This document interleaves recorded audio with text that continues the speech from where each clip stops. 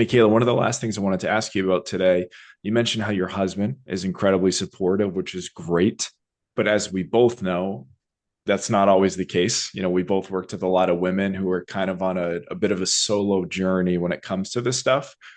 What thoughts or recommendations would you have on that? When you have a client who comes to you and says, like, my husband, my partner, they're not on the same page. It's kind of difficult for me. I feel like I have to do my own thing here. What suggestions would you have for that person?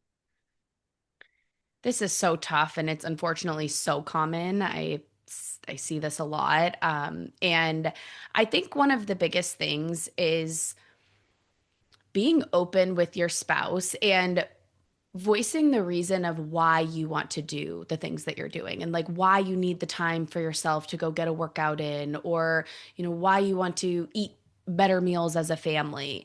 And I think that just coming from a place of like sharing it that way can help them understand a little more. I think as women especially, some of us have been trying to diet on and off our whole lives. And so part of it is like maybe the husbands are a little bit like, what are you doing this time? And it is so unfortunate that that is the case. But I think that when you come at it from a place of like, hey, honey, like this is really important to me. And it would help me if you could do this, this, and this. And you're not going to change them. So you have to get past that. When Funny story actually is when I first started dating my now husband, I came in too hot. I was a new trainer and I was excited. I wanted to share everything that I was learning. And he was like, be my girlfriend, not my trainer, not my nutrition coach. Get out of here. And he wouldn't work out with me because I was annoying. I was too much. I was trying to, and my husband is he's come a long way even because, you do start to rub off on them in a good way.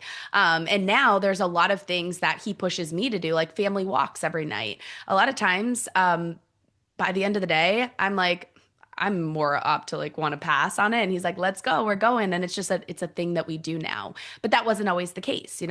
For a couple of years, I would go out for walks every day by myself. And then eventually he started coming. And then now, like, he gets just as excited as I do.